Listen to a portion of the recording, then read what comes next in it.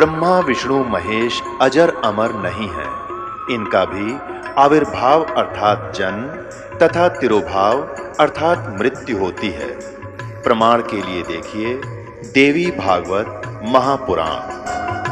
ब्रह्मा, मैं, विष्णु और शिव यह तुम्हारी प्रभाव से जन्मवान है। हम तो जन्मवान है, हमारा तो जन्म होता है और मरते हैं, नित्य नहीं है, हम अविनाशी नहीं है। फिर इंद्रादि दूसरे देवता नित्य किस प्रकार हो सकते हैं?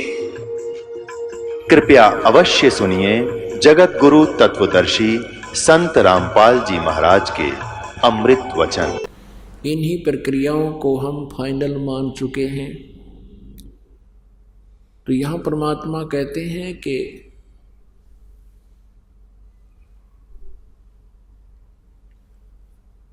इस झूठे सुख को सुख कह ये मान रहा मनमोद, सकल चबीना काल का, कुछ मुख में कुछ गोद।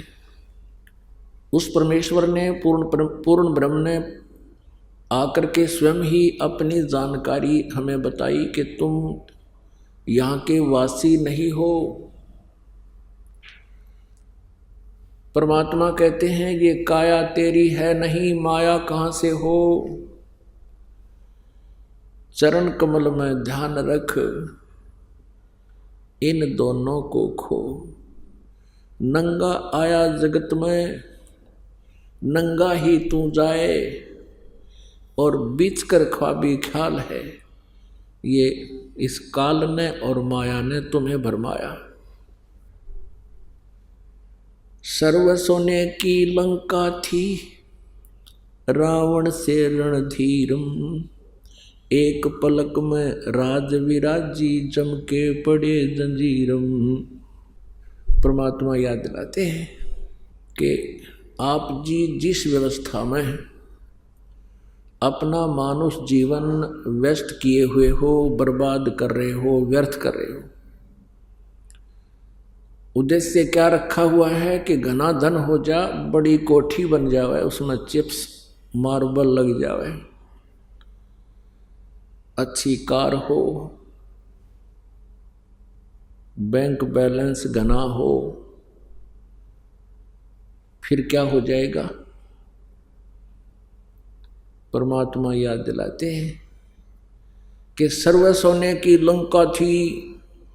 रावण ने लंका पूरी जो है सोने की ईंटों से बना रखी थी, जैसे यहाँ गारा की ईंटें बनी हुई हैं और सीमेंट में चनी जाती है, चूने में चनी जाती थी, ऐसे सोने की ईंटें, स्वर्ण की, गोल्ड की, और गोल्ड की ही गारा सीमेंट, उसमें उसने महल बना रखे थे अपने। और यहाँ किसी के पास 200 ग्राम सोना हो जाए तो काख पीटता फिरे, और इन्हों सोचा बहुत धनवान हो गया। परमात्मा कहते हैं ये भूल है। सारी सोने की लंका थी, रावण जैसे सूरवीर थे। परमेश्वर कबीर जी कहते हैं भक्ति बिना क्या होत है, ये भरम रहा संसार, रति कंचन पाया नहीं, रावण चलती बार। रति माने 1 ग्राम स्वर्ण रावण अपने साथ नहीं ले जा सका, सर्व सोने की लंका थी। तो क्या बताते हैं, भक्ति बिना क्या होता है, ये भरम रहा संसार, रति कंचन 1 ग्राम गोल्ड रावण साथ नहीं ले जा सका जब मृत्यु हुई चलती बार। दूसरी हमारी इच्छा क्या होती है, डिमांड, कि संतान हो, और संतान में भी पुत्र नहीं हुआ तो हम संतुष्ट नहीं होते। इस काल ने हमारे एक ऐसी प्रेरणा भर रखी है, जीव के बस की बात नहीं। परमात्मा कहते हैं यदि आपके संस्कार में कोई पुत्र है, बहुत अच्छा, पुत्र नहीं है और पुत्री है, बहुत अच्छा, और ये दोनों ही नहीं, संतान ही नहीं है, तो उससे भी अच्छा। अपनात्मा यूं कहते आए हैं कि जगत और भगत का सदा ही विचारों का जो है आपस में डिफरेंस रहा है, और जिस कारण से उन दोनों के विचार कभी नहीं मिलते। दूसरे शब्दों में ये कहते हैं जगत और भगत का सदा ही बैर रहा है। इसका कारण क्या है? क्योंकि संत भक्त परमात्मा के उस विधान के अनुसार चलते हैं जिसका जगत को यानी जो साधक नहीं है उनको ज्ञान नहीं। जगत को ज्ञान है केवल काल प्रेरणा का, काल की व्यवस्था का, ज्योति निरंजन द्वारा एक सुनियोजित षड्यंत्र रच के जो फंसा रखे हैं, केवल वहीं तक वह सीमित है। इसलिए ये शब्ददास ने कहा कि जिनके संतान नहीं है वो बहुत ही अच्छा, और है वो भी अच्छा, पुत्र है वो भी अच्छा, पुत्री पुत्री है तो भी अच्छा, लेकिन संतान बिल्कुल नहीं है बहुत अच्छा। क्योंकि यदि आप भक्ति करना चाहते हैं तो परमात्मा के विधान से आपको परिचित होना पड़ेगा, उस पर विश्वास करना ही पड़ेगा। हम यहाँ एक दूसरे के साथ संस्कारों के कारण जुड़े हुए हैं, और संस्कार से ही कोई पुत्र बनता है, कोई पुत्री बनती है। संस्कार से ही हम एक दूसरे के नाती बनते हैं। कोई शाला बनता है, कोई दामाद बनता है, कोई ससुर बनता है, कोई सास बनती है। कहने का भाव ये है कि हम एक दूसरे से के साथ हमारे संस्कार जुड़े हुए हैं, जिस कारण से हम यहाँ संयोग से जुड़ते हैं, उस पूर्व जन्म के संयोग से। उन संस्कारों से हमारा फिर संयोग बन जाता है, हम यहाँ एक दूसरे के साथ जुड़ जाते हैं। एक उदाहरण देते हैं। एक व्यक्ति था, किसान था, उसको एक पुत्र प्राप्त हुआ, उसकी पत्नी की मृत्यु होगी। उसने दूसरा विवाह करवाया, उससे एक पुत्र की प्राप्ति हुई, फिर उसकी पत्नी की भी मृत्यु होगी और स्वयं की भी मृत्यु होगी। बड़ा लड़का जो था वो पहले वाली पत्नी से था, और दूसरा दूसरे वाली पत्नी से हुआ। उनकी आपस में एज फैक्टर में कम से कम भी 10-12 वर्ष का अंतर था। छोटा लड़का 12 वर्ष का हुआ तो बड़े बड़े लड़के का विवाह हो चुका था। छोटे वाला लड़का यानी उसका छोटे वाला भाई बीमार हो गया। अब उन दोनों ने बहुत कुछ इलाज करवाने की चेष्टा की, भाई और भाभी ने, लेकिन इलाज भी करवाते रहे। फिर कुछ दिन के बाद उनके मन में दोष आ गया कि यदि ये अब मृत्यु को प्राप्त हो जावे तो सारी जमीन अपनी ही रह जावे, सारी संपत्ति अपने पास रह जावे। और अब ये बीमार चल ही रहा है, सभी को पता है। तो उन्होंने क्या स्कीम बनाई, एक डॉक्टर से बात कर ली। डॉक्टर ने 500 रुपये लिए और उसको विष दे दिया छोटे भाई को, उसकी मृत्यु होगी। बात रफा दफा हुई, सभी को पता था भाई बीमार चल रहे हैं, 1-2 महीने से वो बीमार थे, मृत्यु होगी, बात खत्म हुई। कुछ दिनों के उपरांत उस बड़े भाई को पुत्र प्राप्त हुआ और बहुत ही अच्छी तरह उसका लालन पालन किया, क्योंकि पूरी संपत्ति थी। अब वो लड़का विवाह के योग्य हो गया, उसका विवाह कर दिया। विवाह होने के उपरांत वो बीमार हो गया और इतना बीमार हो गया कि कम से कम उस पे कई लाख रुपए खर्च हो गए। अब बहुत चिंतित हुए। इकलौता पुत्र मृत्यु सैया पर, बहुत चिंतित। वो अपने बच्चे के पास बैठा हुआ है, वो व्यक्ति बहुत ही दुखी मन से वहाँ पर बैठा है। तब वो लड़का बोलता है जो बीमार था, रोगी था, उसने कहा कि भैया अब मेरा और तेरा केवल एक कफन और लकड़ी का हिसाब किताब शेष रहता है, बाकी सब मैंने अपना चुकता कर लिया। लगभग आधी संपत्ति उसने सेल कर दी उस अपने पुत्र के इलाज के लिए, ट्रीटमेंट के लिए। तब उस व्यक्ति ने सोचा कि बच्चा बहुत बीमार है, इसकी मानसिक हालत भी बिगड़ गई है, ये मुझे भाई कह रहा है।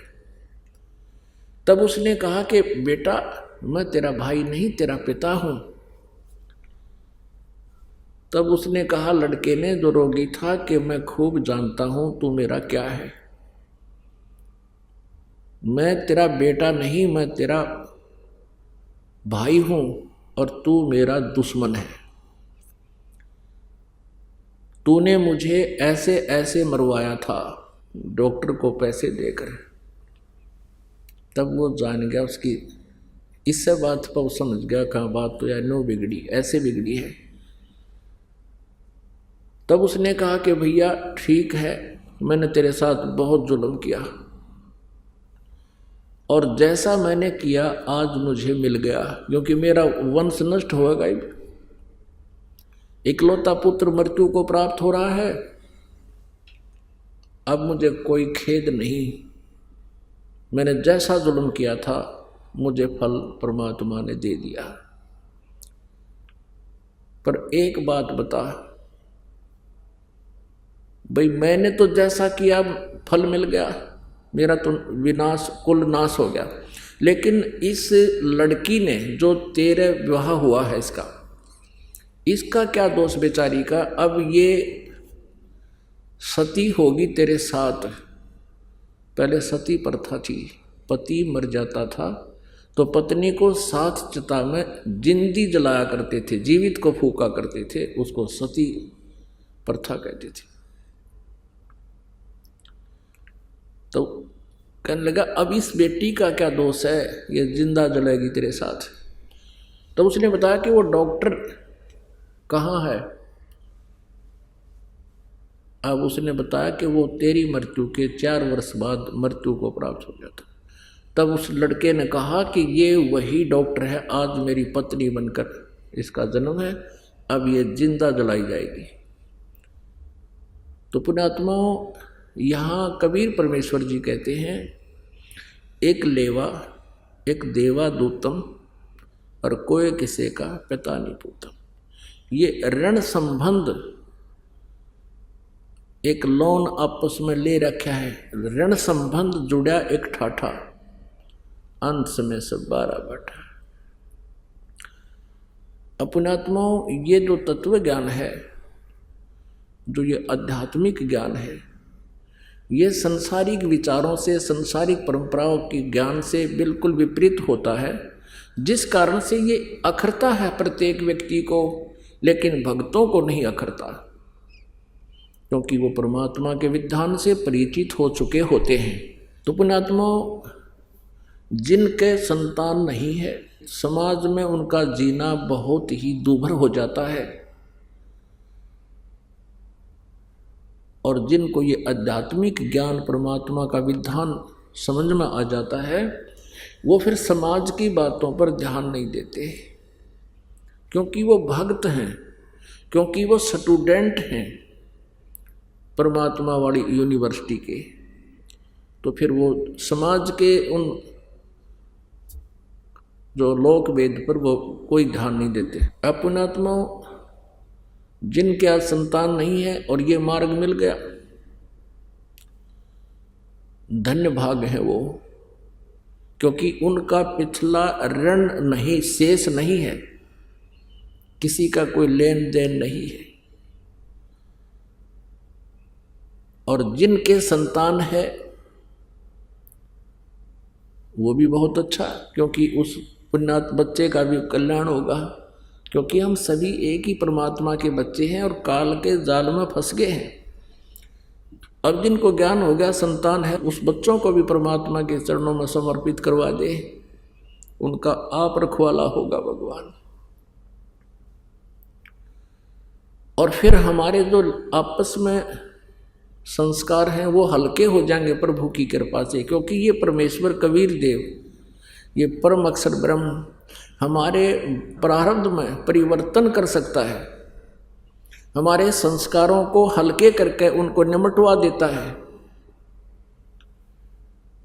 अब क्या होगा, जैसे परमात्मा परम शक्ति है, ये हमारे संस्कारों को भी प्लस माइनस करके सेट कर देता है। इसलिए तो तभी तो हम सुखी होंगे। जैसे हमारे प्रारब्ध में कोई ज़्यादा कष्ट है और उसको परमात्मा की भक्ति से, परमात्मा के आशीर्वाद से वो हल्की हो जाएगी। कहते हैं सतगुरु शरण में आने से आई टले बला, और जय मस्तिष्क में सूली हो वह कांटे में टल जा। अभी क्या परंपरा बनी हुई थी समाज में, अभी भी बहुत है, लड़की के विवाह को एक मुकदमा बना रखा था, एक समस्या बना रखी थी, और इसी कारण से बेटियों से नफरत बढ़ने लगी थी, क्योंकि उसके विवाह में बहुत खर्च की आवश्यकता, बहुत पैसे की आवश्यकता पड़ने लगी थी। ये लालची लोग दहेज के चक्कर में जुल्म करने लगे थे। और वो होता क्यों है, क्योंकि जैसे बहुत से ऐसे व्यक्ति हैं जो पैसे ले लेते हैं, देते नहीं, धोखा कर देते हैं, वो उनको अगले जन्म में वो देना पड़ेगा, ऐसे देना पड़ेगा मन मानो वो दामाद बन कर ले, वो देना पड़ेगा, और कई गुना हो जाएगा तब तक ब्याज ब्यूज लाग गए। तो परमात्मा की शरण में आने के बाद वही विवाह आज आप देख रहे हो, उस परमेश्वर की कृपा से परमात्मा ने हमारा ज्ञान हटा दिया। यहाँ पर बच्चों का विवाह करा दिया जाता है और 5-7 भगत उनके रिश्तेदार आते हैं, घर वाले, और यहाँ आश्रम में उनका 10 रुपये खर्च नहीं होता। सिंपल रोटी जो रोज हम बनाते हैं वही खाएंगे। ये ड्रामाबाजी हमने नहीं करनी, बच्चों का संयोग परमात्मा जोड़ता है। हमारे इस नाटकबाजी से विवाह नहीं होता, विवाह तो मालिक ने कर रखा होता है। और वचन से बच्चे एक दूसरे से जोड़े जाते हैं। जो लाखों रुपए में विवाह हुआ करता था, यहाँ वो फ्री ऑफ कॉस्ट हो रहा है। तो संस्कार चेंज कर दिए परमात्मा ने, वो हमारा लेन देन खत्म कर दिया, और एक न्यारी उमंग होती है ऐसे सिंपल ब्याह करने में। तो पुण्यात्माओं, जिनके संतान नहीं है और ये भक्ति मार्ग जिनको मिल गया, उनको विश्वास भगवान पर हो गया कि जो मालिक कहता वो सही है, उनका कल्याण तो होया पड़ा है। और दूसरे जिनकी दृढ़ विश्वास मालिक पर हो गया, संतान भी है, बच्चा ने भी लाओ लाइन पर, कल्याण उनका भी गारंटीड है। लेकिन हमने यहीं तक सीमित नहीं रहना चाहिए कि हमारे संतान नहीं हुई। यदि ये मार्ग ना मिलता, और जिन बहन विशेषकर इस बात को सहन नहीं करती, और वो सहन करना चाहें तो संसारिक लोग कोई ना कोई इंजेक्शन जरूर ला दे रोज या तीसरे दिन, या तो कोई पड़ोसन आवेगी पूछेगी एक बहू का कोई बालक नहीं हुआ, 5 वर्ष हो गए ब्याह ने,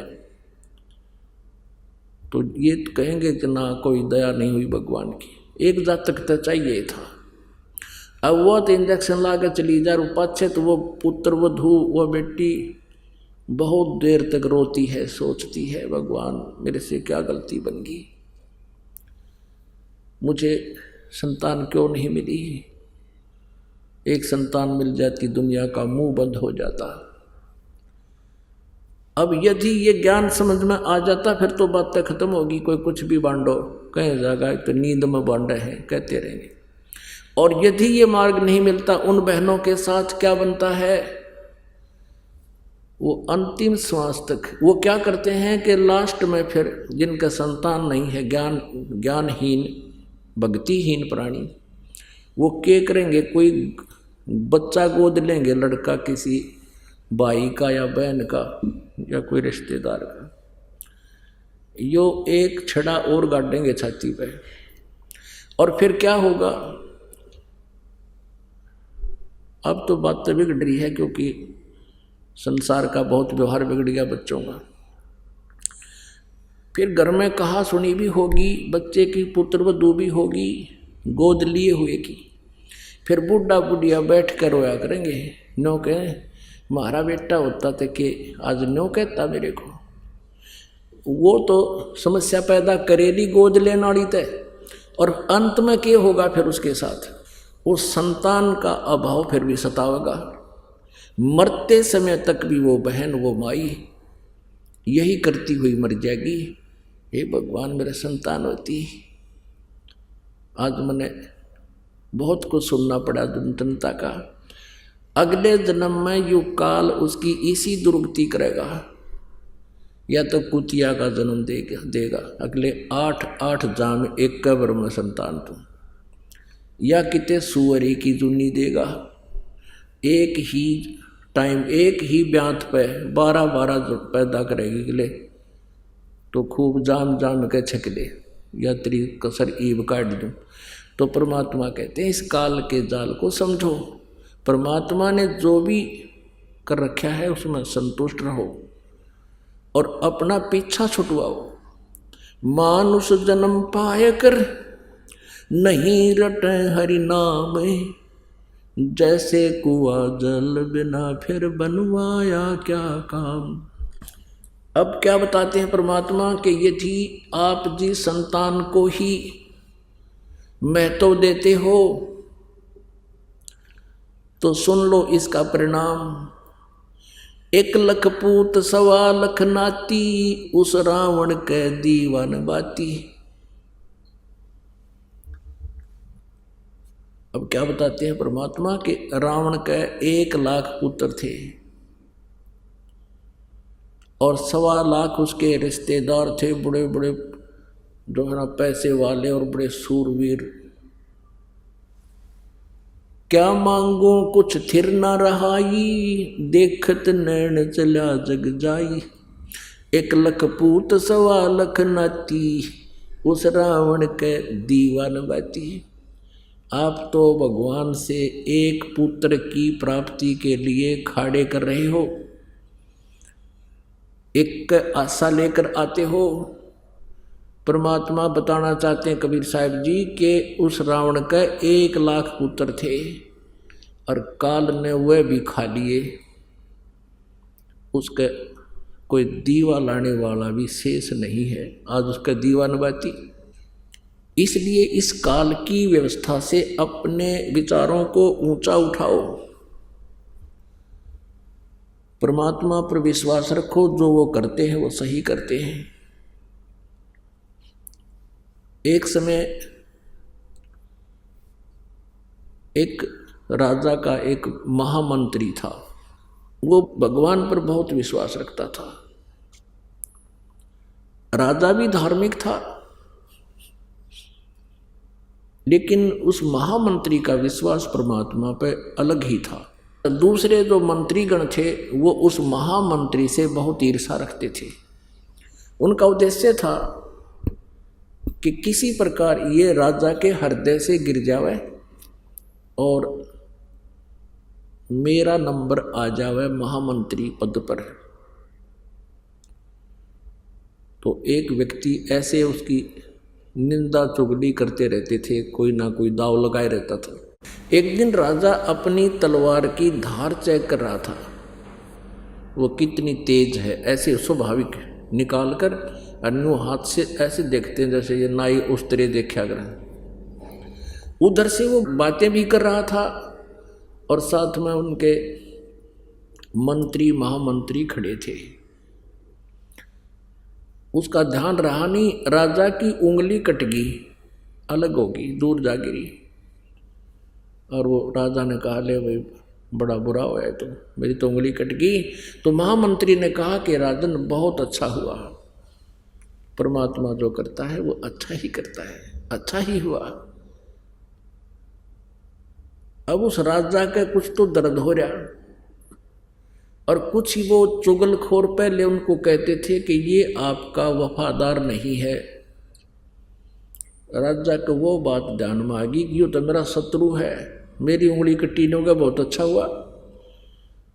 राजा ने कहा दूसरों को कि इसको कैद में ठोक दो, और जो चापलूस था वो महामंत्री बना दिया, जो उस भगत की निंदा किया करता था। कुछ दिनों के बाद राजा की उंगली ठीक होगी, ठीक का मतलब कट तो गई वो, लेकिन वो जख्म भर गया, जो शेष टूंड सा बचा था इतना, बाकी सारी कट चुकी थी। राजाओं की फिर एक व्यवस्था होती है, वो शिकार खेलने जाते हैं, जंगल में शिकार खेलने जाते हैं, इन मृगों को मारते हैं। अब राजा और वो महामंत्री जो नया चुना था, और भी 20-30 उसके सैनिक 50 चले गए। राजा और महामंत्री जंगल में अकेले रास्ता भूल गए। उधर से जंगली लोगों का कोई पर्व था, देवी को बलि देनी थी, उनके पुरोहित ने कह रखा था उन जंगली लोगों के सरदार को, उनके पुरोहित ने कह रखा था कि मनुष्य की बलि दो तब देवी प्रसन्न होगी। तो उन्होंने, उस सरदार ने, वहाँ के जो मुखिया ने, जंगल के उन लोगों के मुखिया ने चारों तरफ बहुत से अपने व्यक्ति भेज दिए कि कोई मनुष्य लाओ पकड़ के, आदमी लाओ पकड़ कर, नर बलि। वो 20-30 जने जा रहे थे, राजा और वो महामंत्री दोनों दिख गए, चारों तरफ से घेर लिए और पकड़ लाए। पकड़ के लाके खड़े कर दिए। अब पुरोहित ने कहा कि इनके अंग देखो, कोई अंग भंग ना हो, यानी शाम पूर्ण हो ये, नहीं तो पूजा अधूरी रह जाएगी। काना ना हो, लंगड़ा लूला ना हो, हाथों की उंगलियां पूरी हो। अब वो लागे फिर उसकी चेकिंग करने, वो निरीक्षण करके देखा कि एक आदमी की उंगली कट रही है, ये उंगली नहीं है। पुरोहित ने कहा कि इसकी बलि नहीं स्वीकार होगी। वो राजा तो छोड़ दिया, वो दूसरा पूरा था, वो चापलूस ने बोला जी ये ओके है कि इसको कर दो काम, वो काट दिया। वो चापलूस तो कर दिया काम, वो काट दिया, राजा बच गया। अब राजा ने तो वहीं से स्पीड ठोक दी और पहुंचा घर पे। आते ही सबसे पहले उस महामंत्री को जो कैद कर रखा था उसको खोला और सीने से लगा कि भाई मुझे क्षमा करना, मेरे से बहुत भूल बन गई, आपको मैंने जेल में डाल दिया। आपने जो शब्द कहा था उस दिन कि आपकी उंगली कट गई, बहुत अच्छा हुआ, मुझे बहुत दुख हुआ था आपकी बात का, लेकिन आज मेरे साथ वो घटना घट गई कि आपका वचन सही था कि ये बहुत अच्छा हुआ। अब राजा समझ गया, राजा को पता लग गया कि मेरी उंगली कटने से मेरी मौत बच गई, मेरा जीवन बच गया, नहीं तो मेरी जान जानी थी। तो फिर उस राजा ने मंत्री से कहा कि भी ठीक है, मेरे लिए तो अच्छा हुआ, मेरी उंगली कट जाने से मेरी जीवन रक्षा होगी, लेकिन आपके लिए क्या हुआ, आपको अननेसेसरी 6 महीने की कैद काटनी पड़ेगी। अब वो महामंत्री, भूतपूर्व महामंत्री कहता है कि मेरी भी जान बच गई ना, आज तेरे साथ मैं होता और मेरी जान जाती, इस 6 महीने की कैद में मेरा भी जीवन रक्षा होगी, ये भी बहुत अच्छा हुआ। तो पुण्यात्माओं, ये भले ही कथाएं हों और भले ये सच्चाई है, लेकिन ये विधान परमात्मा का ऐसा ही है, हमने इसको सत्य ही मानना पड़ेगा। तो किसी के साथ कोई ऐसी घटना घट भी जाती है तो इन परमात्मा के जो दिए हुए फार्मूले हैं, इनको तुरंत अप्लाई कर लिया करो अपने माइंड में। 90% टेंशन खत्म हो जाएगी। और फिर रिजल्ट देखना परमात्मा का। कहते हैं द्वार धनी के पड़ा रहे और धक्के धनी के खावे, 100 काल झकझोल ही पर द्वार छोड़ नहीं जावे। एक ये फार्मूला है। राम नाम रटते रहो, राम नाम रटते रहो, जब तक घट में प्राणी, कभू तो दीन दयाल के भनक पड़ेगी कान। अब ये दूसरा फार्मूला है कि परमात्मा के आगे उसके चरणों में पड़े रहना, आखिरी श्वास तक भक्ति करते रहना। और कोई भी मान ले आपके ऊपर आपत्ति है तो कहते हैं कदे तो दीन दयाल कह बनक पड़ेगी कान। कभी तो सुनेगा दाता हमारी, और अवश्य सुनेगा। वो सबकी सुनता है। भक्तों के लिए तो वो अपना सतलोक त्याग कर यहाँ आ जाता है। तो पुण्यात्मा परमात्मा ने कहा कि राम नाम रटते रहो। परमेश्वर ने स्वयं ही हमें एक तत्वदर्शी संत बनकर हमें समझाया है, अपना ही डबल रोल करके कहा है कि राम नाम रटते रहो जब तक घट में प्राण, और कभू तो दीन दयाल के भनक पड़ेगी कान। तो कौन से राम का जाप जपना चाहिए? अब यहां समस्या आती है। अब हमने अनेक राम यानी देव भगवान सेलेक्ट कर रखे हैं जिनकी हम पूजाएं करते रहे। भगवान ब्रह्मा जी जो रजोगुण हैं, भगवान विष्णु जी जो सतोगुण हैं, भगवान शिव जी जो तमोगुण हैं। ये हमारे पवित्र हिंदू धर्म के प्रधान देवता हैं। इनके बारे में अभी तक लोक वेद सुनाया जाता था इन अज्ञानी गुरु ऋषि महर्षियों और ब्राह्मणों के द्वारा कि ये अजरो अमर हैं, इन्हीं की पूजा करनी चाहिए। अब हमने राम सेलेक्ट करना है, हमने भगवान सेलेक्ट करना है किसकी पूजा करनी चाहिए जिससे हमारा जन्म और मृत्यु का रोग नाश होए, जिस भगवान की भक्ति से हमारे शुभ संस्कार बने, अशुभ संस्कारों का नाश हो, हमारे प्रारब्ध के पाप कर्मों का नाश हो। एक कई बार भक्त प्रसन्न करते हैं कि जैसे भगवान श्री कृष्ण जी अर्थात विष्णु जी ने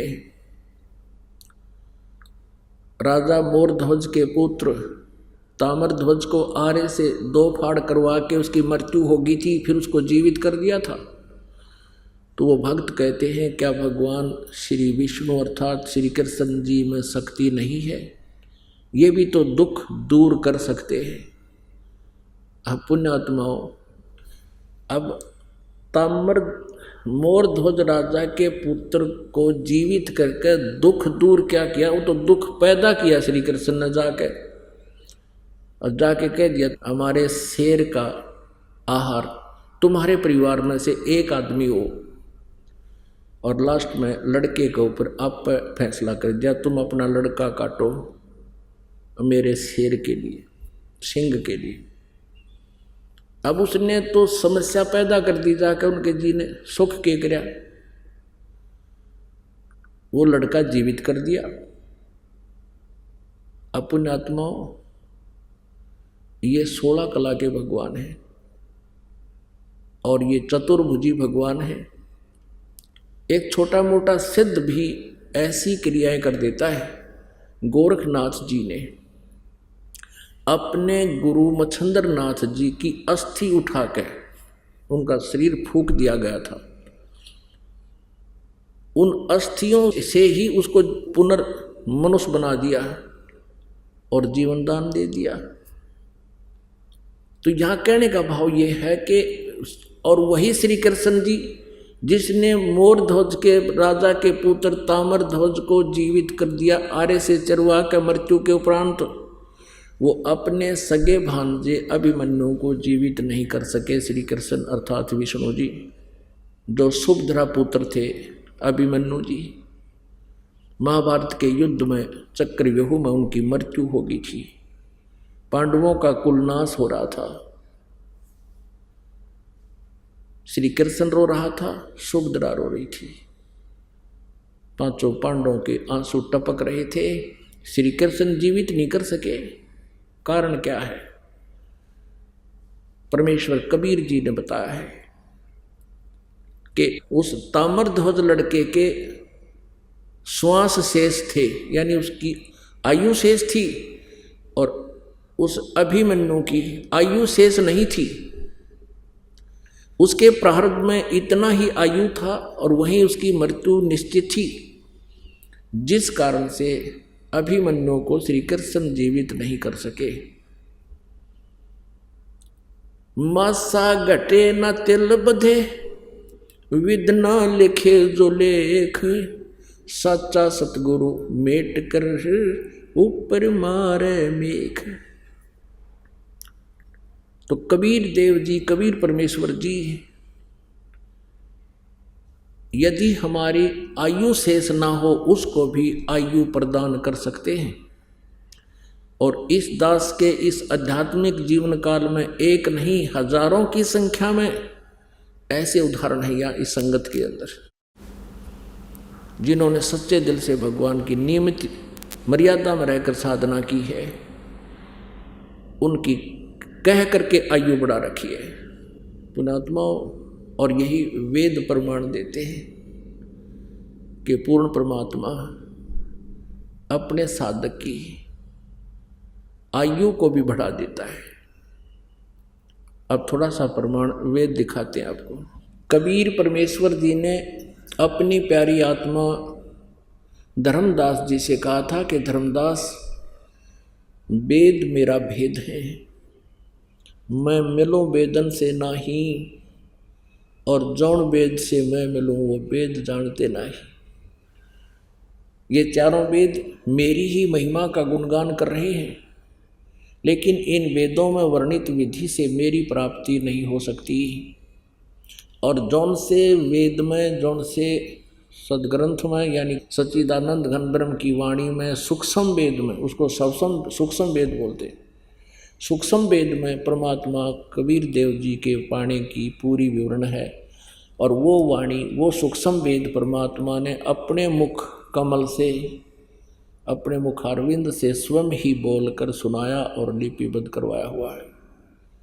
यही प्रमाण गीता जी अध्याय नंबर 4 के श्लोक नंबर 32 में है कि अभी तक अर्जुन तूने अध्याय 4 के 25 से लेकर 31 तक श्लोकों में जो भी जिस इस प्रकार की साधनाएं साधक करते हैं वो देखी सुनी, लेकिन उस सच्चिदानंद घन ब्रह्म की वाणी में ब्रह्मणे मुखे इन अज्ञानी अनुवादकर्ताओं ने यहाँ गलत कर रखा अनुवाद, या अनुवाद गलत कर रखा है। ब्रह्मणे मुखे का अर्थ लिख दिया इन्होंने वेद की वाणी, नहीं, सच्चिदानंद घन ब्रह्म की वाणी। गीता जी अध्याय नंबर 17 के श्लोक नंबर 23 में ब्रह्मणे का अर्थ इन्होंने लिखा है सच्चिदानंद घन ब्रह्म अर्थात परम अक्षर ब्रह्म। यहाँ चौथे अध्याय के 32वें श्लोक में ब्रह्मणे मुखे का अर्थ है सच्चिदानंद घन ब्रह्म की वाणी, यानी कबीर वाणी में सूक्ष्म वेद में बहुत विस्तार के साथ आध्यात्मिक यज्ञों की जानकारी है। यज्ञ माने धार्मिक अनुष्ठानों की जानकारी है, वो तत्व ज्ञान है। गीता जी अध्याय नंबर 4 के श्लोक नंबर 34 में कहा कि उस तत्व ज्ञान को जो सूक्ष्म वेद में है, तत्वदर्शी संतों के पास जाकर समझ। वो तत्वदर्शी संत उस परमात्म तत्व के बारे में जानकारी देंगे। तो उस परमेश्वर ने कहा था कि जौन वेद से मैं मिलूं वो सूक्ष्म वेद है, वो सच्चिदानंद घन ब्रह्म की वाणी है। कहते वो इन चारों वेदों में नहीं है, वह वेद जानते नहीं। अब देखिएगा ऋग्वेद भाषा भाष्य द्वितीय भाग, ये किसने अनुवाद किया है, कहाँ से छपा है? प्रकाशक हैं पंडिता राकेश रानी, प्रधान कार्यालय वेद मंदिर, महात्मा वेद भिक्षु सेवा आश्रम, लेखराम नगर अब्राहिमपुर, पोस्ट ऑफिस मुखमेलपुर, दिल्ली, दूरभाष इतने, दान संस्थान, ठीक है, दिल्ली से। इसके अंदर इस ऋग्वेद मंडल नंबर 10 सूक्त नंबर 161 का और दूसरा मंत्र है। ऋग्वेद मंडल नंबर 10 सूक्त 161, ये देखिएगा, ये 161वां सूक्त है और इसका मंत्र नंबर 2 है।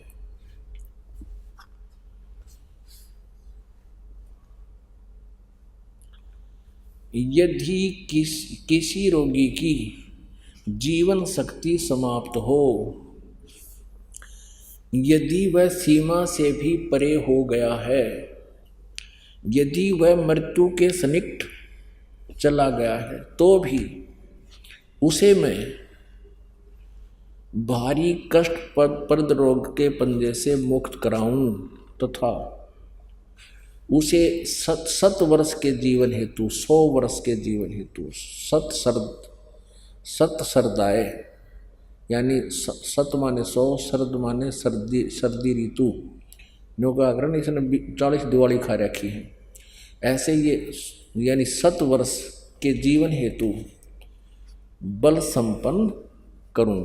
भावार्थ, यदि रोगी की जीवन शक्ति समाप्त हो, यानी जीवन खत्म हो गया हो रही है और उसका रोग सीमा को पार कर गया है, तब भी परमात्मा उसे इस कष्टप्रद रोग से मुक्त कर 7 वर्ष यानी 100 वर्ष का जीवन दे सकता है। ठीक है, एक और दिखाते हैं। ऋग्वेद ये छोटे वाला है, मंत्र तो वही है, इनका सिर्फ साइज पुस्तक का अनुवाद करके छोटा बड़ा इन्होंने किया हुआ है। 9-10 मंडल इकट्ठा ही किया है। ये कहाँ से प्रकाशित है? प्रकाशक हैं सार्वदेशिक आर्य प्रतिनिधि सभा, महर्षि दान भवन, रामलीला मैदान, नई दिल्ली। ये इनके फोन और फैक्स नंबर है। मुद्रक prince offset printers 1510 Pataudi house, Triyaganj, New Delhi से। अब इन्होंने यहाँ थोड़ी सी हेरफेर करने की चेष्टा की है, इस अनुवादकर्ता ने गड़बड़ी करने की चेष्टा की। देखिएगा, ऋग्वेद मंडल नंबर 10 सूक्त नंबर 161 और मंत्र नंबर 2। यहाँ देखिए, यदि रोगी नष्ट जीवन शक्ति वाला हो गया है और यदि अथवा सीमा से परे चला गया है, यदि मृत्यु के समीप है, समीप पहुंच गया ही है, तो भी उस रोगी को यहाँ इन्होंने अपना अड़ंगा अड़ा दिया, क्योंकि ये दानंद जी के विचारों से प्रभावित हैं, महर्षि दानंद। और महर्षि दानंद जी ये मानता है कि भगवान कुछ नहीं कर सकता। इन्होंने यहाँ वेद लिख दिया। वेद का कितना प्रकरण इस मूल संस्कृत में, मूल व्याख्या में। ये कोई दवाइयाँ की किताब नहीं है, ये परमात्मा की महिमा का विधान है। या वेद नहीं लिखना था, इन अपनी अज्ञान सोच चढ़ा दी। ऐसे हम हिंदी पढ़ते रहे, संस्कृत हम नावे नहीं थी। इन अज्ञानियों ने ऐसे नाश कर रखा हमारी आध्यात्मिक ज्ञान का। यहाँ उस रोगी को मैं वेद, यहाँ वेद लिख दिया। पढ़निया ने सोचा वैद बूद कर देता होगा, वैद तो करे दे, वैद दवाई अच्छी जानता होता है। नहीं, कष्टप्रद रोग के पंजे से छुड़वा लाता हूँ। ये भगवान की महिमा है, वैद की नहीं। और 100 शरद ऋतुओं तक जीने के लिए, यानी 100 वर्ष तक उसको बल युक्त करता हूँ। अब यहाँ देखना, यही अनुवाद करता है मंडल नंबर 9 सूक्त नंबर 80 का और मंत्र नंबर 2। यहाँ ये भूल गया कितना है, वह दानंद वाले विधान को भूल गया। ये देखना, ऋग्वेद मंडल नंबर 9 सूक्त नंबर 80 और इसका जो दूसरा मंत्र है, दूसरा अब देखना। हे परमात्मन, आप उपासकों की या अपने भक्तों की, साधकों की आयु के बढ़ाने वाले हैं। यहाँ कोई ना याद रहा, इसका वैद लिखना भूल गए। अब कबीर परमेश्वर जी कहा करते थे, चोर चुराई तुंबड़ी, तुंबड़ी का तुम्बा, एक जैसे ये पेठा देखा होगा आपने, तकरीबन पेठा तो सभी देखते हैं, इसी टाइप का एक मतीरा होता तुम्बा, अच्छी बड़ी घिया देखी हो आपने, इतनी बड़ी हो जाए, उससे भी बड़े साइज का इतना बड़ा हो जाता तुम्बा। तो उस तुम्बे का अंदर से वो निकाल लेते हैं सारा मटेरियल, बाहर उसका कवर रह जाता है। उसको ज़्यादातर साधु संत भी रख लेते थे अपने पास, या एक तारा बनाते थे ये गाने बजाने वाले। तो वो उसको यदि पानी में डाल दिया जाए तो नीचे छोड़ दे जाकर, वो तुरंत ऊपर आ जाता है, नीचे नहीं रहता, फ्लोटिंग बहुत है। तो परमात्मा कहते हैं कि इन अज्ञानियों ने सच्चाई को उस तुम्बे की तरह, जैसे कोई चोर ने तुम्बा चुरा लिया और पानी में छुपाने लग गया, वो नीचे छोड़ कर आवे ऊपर आ जा, वो चोर नीचे जल में छोड़ कर आवे उससे पहले वो ऊपर आ जाए। तो परमात्मा कहते हैं चोर चुराई तुंबड़ी और छुपावे पानी में, वो छुपावे वह ऊपर आवे, न सच्चाई छानी ना। यानी इन अज्ञानियों ने इन सदग्रंथों का अज्ञान करने की बहुत चेष्टा की, सच्चाई को छुपाने की बहुत चेष्टा की, लेकिन ये छुपा नहीं सके। कहीं ना कहीं से ये सच्चाई ऊपर आ ही गई। तो ये कबीर परमेश्वर है जो हमारी आयु भी बढ़ा सकते हैं, हमारे रोग का नाश भी कर सकते हैं, और ये हमारे अशुभ संस्कारों को भी नाश कर सकते हैं। अपन आत्माओं, हमने भगवान सिलेक्ट करना है।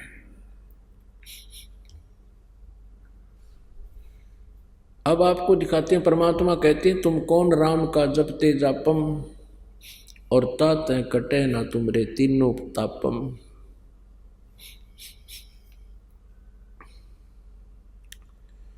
अब गीता जी अध्याय नंबर 7 के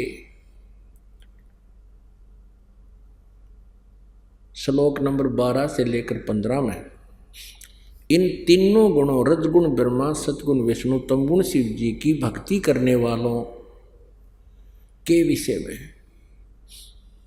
कितनी शानदार निर्णायक व्याख्या की है कि जो इन तीनों देवताओं की, ब्रह्मा जी की तो पूजा कोई करता ही नहीं, ज़्यादातर श्री विष्णु जी और इनके अवतार श्री रामचंद्र जी, श्री कृष्ण जी की ही पूजा करते हैं, और या फिर भगवान शंकर की इनके साथ साथ करते हैं। अब इन तीनों की भक्ति हमने करनी चाहिए या नहीं, इसका निर्णय भी सदग्रंथ ही देंगे।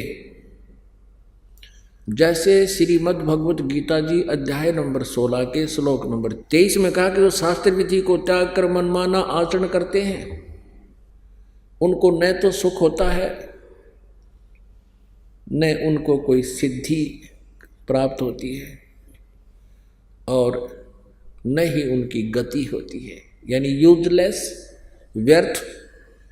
फिर 24वें श्लोक में कहा है 16वें अध्याय में कि इससे तेरे लिए अर्जुन कर्तव्य और अकर्तव्य की व्यवस्था में सदग्रंथ ही प्रमाण है। यानी सदग्रंथों में, शास्त्रों में जो लिखा है उसको फाइनल मानना, किसी की लोक वेद पर विश्वास मत करना। अपन आत्माओं, अब आप जी के रूबरू वो व्याख्या करते हैं जिसमें हमारे सदग्रंथ पवित्र श्रीमद् भगवत गीता जी इन तीनों गुणों रजगुण ब्रह्मा जी, सतगुण विष्णु, तमगुण शिव जी के पुजारियों के बारे में क्या कहा है, इनको क्या उपमा दी है। अब अपने सदग्रंथ पढ़ते हम। एक विशेष रजाकरी परमात्मा ने हमें शिक्षित किया, शिक्षित करके अब सदग्रंथों का खजाना हमारे सामने खोल दिया। सदग्रंथ सत्य हैं, वेद कतेब झूठे नहीं भाई, झूठे हैं जो समझे नाही। झूठे तो वो हैं जो इनको समझ नहीं सके। ये शास्त्र गलत नहीं है। देखिएगा श्रीमद् भगवत गीता जयदयाल गोविंद का इसके अनुवादक है। गीता प्रेस गोरखपुर से ये छपी है, प्रकाशित है। अब हम अपने सदग्रंथों को स्वयं पढ़ेंगे। पहले ये नकली गुरु हमें गलत बताते रहे। 7वां अध्याय अथ 7वां अध्याय प्रथम मंत्र में गीता ज्ञानदाता कहता है, हे पार्थ, अनन्य प्रेम से मुझ में आसक्त चित्त तथा अनन्य भाव से मेरे प्राण होकर योग में लगा हुआ, योग माने भक्ति में, जिस प्रकार से संपूर्ण विभूति बल एवं ऐश्वर्य युक्त गुणों से युक्त सबके आत्मरूप मुझको संशय रहित जानेगा, उसको सुन। अब ये क्या कह रहा है गीता ज्ञानदाता कि मैं ऐसा ज्ञान बताऊंगा तू मुझे संशय रहित समझ सकेगा मैं क्या हूँ। अब श्लोक नंबर 2 अध्याय नंबर 7 का, मैं तेरे लिए इस विज्ञान सहित तत्व ज्ञान को संपूर्णतः कहूँगा है, और जिसको जानकर संसार में फिर और कुछ भी जानने योग्य शेष नहीं रह जाता। तोड़ पाड़ दिया। पवित्र श्रीमद् भगवत गीता में गीता ज्ञानदाता कहता है, इस 7वें अध्याय में तुझे ऐसा ज्ञान बताऊंगा कि तू मुझे संशय रहित समझ सकेगा, और इस ज्ञान के जानने के बाद फिर कुछ भी जानना शेष नहीं रहेगा। अब हम 7वां अध्याय का अब श्लोक नंबर हम 3 पढ़ते हैं। पहला 2 पढ़ लिया। हजारों मनुष्यों में कोई एक मेरी प्राप्ति के लिए प्रयत्न करता है, और उन यत्न करने वाले योगियों में भी कोई एक मेरे प्राण होकर मुझको तत्व से अर्थात यथार्थ रूप से जानता है। मेरे बारे में कोई जानता है मैं काल हूँ, क्या हूँ।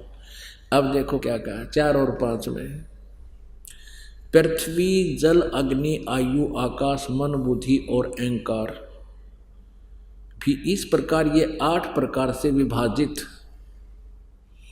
मेरी प्रकृति है।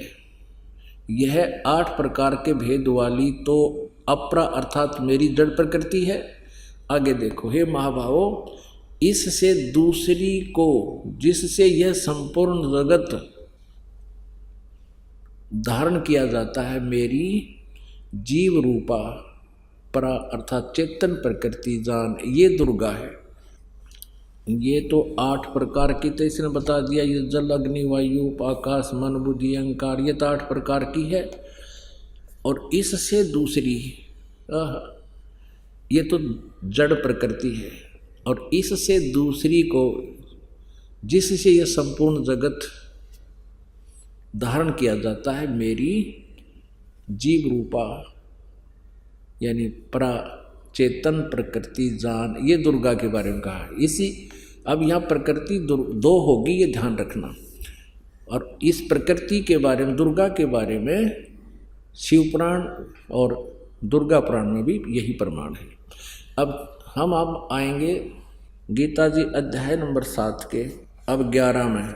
ये देखिएगा अध्याय नंबर 7 का अब 11, हे भरत श्रेष्ठ, मैं बलवानों का आसक्त और कामना से रहित बल हूँ, बलवानों का बल यानी सामर्थ्य हूँ, और सब भूतों में धर्म के अनुकूल शास्त्र अनुकूल काम हूँ।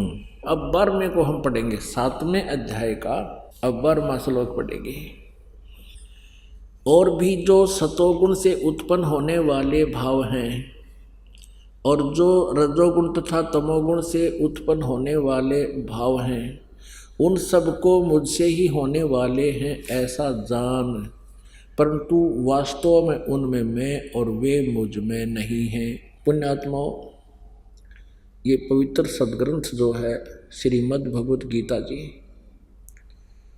इसमें 2 प्रकार का ज्ञान है। 2 प्रकार का कैसे है? एक तो गीता ज्ञानदाता का अपना मत है, उसके अपनी सोच है, अपना अनुभव है, और दूसरा ज्ञान है वेदों का। ये चारों वेदों का सारांश है, यानी कोड वर्डों में अधिक जानकारी है श्रीमद् भगवत गीता में। और चारों वेदों का एक संक्षिप्त रूप और निष्कर्ष रूप है, ये ज्ञान है। अब इस स्थान स्थान पर गीता ज्ञानदाता कहता है ये तो मेरा मत है, यानी मेरी सोच तो ये है, और बाकी जो ज्ञान ये दे रहा है वो वेदों वाला दे रहा है। इसने युद्ध कराने के लिए जो अटकल अड़ाई है, अटकलबाजी की है, वो तो इसका मत है। जैसे दूसरे अध्याय के गीता जी के 37वें और 38वें श्लोक में ये कहता है कि अर्जुन तो युद्ध कर ले। आइए अब हम उन श्रद्धालुओं के अनुभव जानते हैं जो जगत गुरु तत्वदर्शी संत रामपाल जी महाराज जी से दीक्षा प्राप्त कर चुके हैं तथा उनके द्वारा बताए गए भक्ति मार्ग पर चल रहे हैं। नमस्कार सर। नमस्कार सर। सर क्या नाम है आपका? वीरेंद्र दास। वीरेंद्र जी आप कहाँ से हैं? गांव खैरानी, जिला महेंद्रगढ़, तहसील अटेली। संत रामपाल जी महाराज जी से नाम दीक्षा आपने कब ली? 2014 को। संत रामपाल जी महाराज जी से नाम दीक्षा लेने से पहले आप क्या भक्ति साधनाएं करते थे?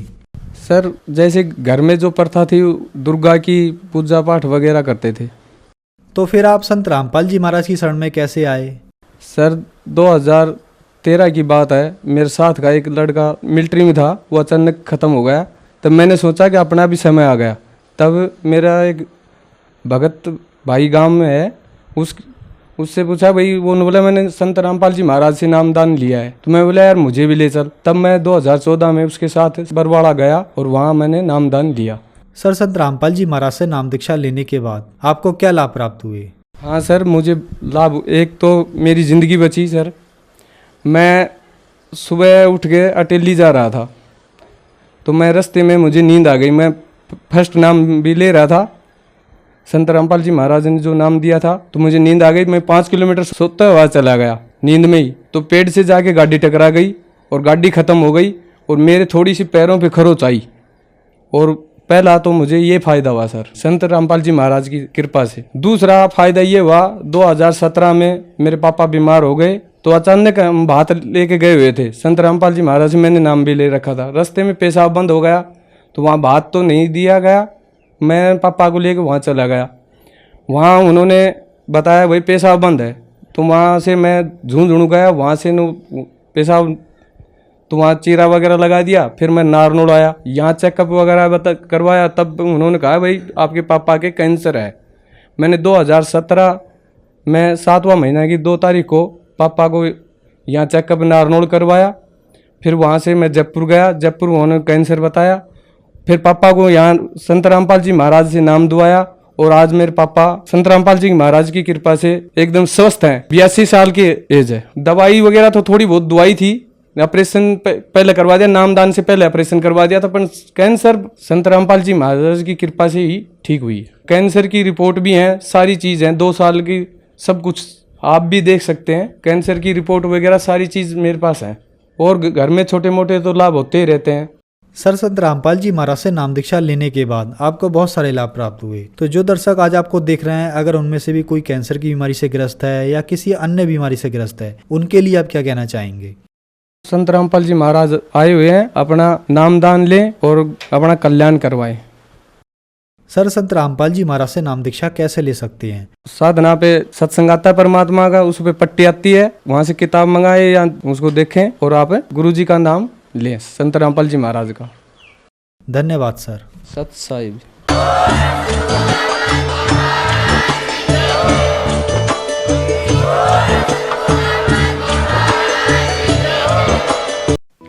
आप सुन रहे थे जगत गुरु तत्वदर्शी संत रामपाल जी महाराज के मंगल प्रवचन।